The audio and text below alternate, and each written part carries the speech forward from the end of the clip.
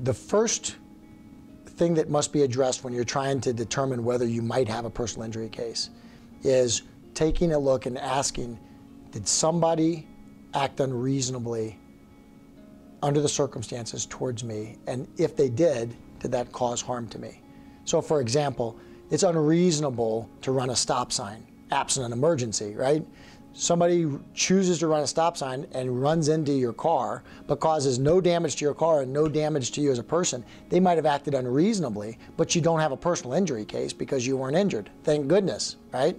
On the other hand, somebody could be in the middle of an emergency and be acting very reasonably and cause harm, and maybe you don't have a personal injury case.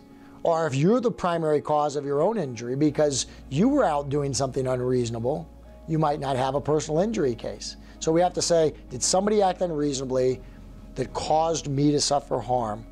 If that happened to you, I suggest you call a lawyer, have a professional begin helping you determine if there's a case. Sometimes there are cases, sometimes there aren't. Somebody put in a medical device. Boy, it's causing me problems. Well, are the problems the type of problems that you were warned about if you got the device?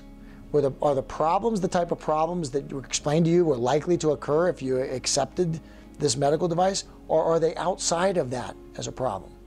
If you were taking Yaz birth control, you weren't warned that you might have a stroke.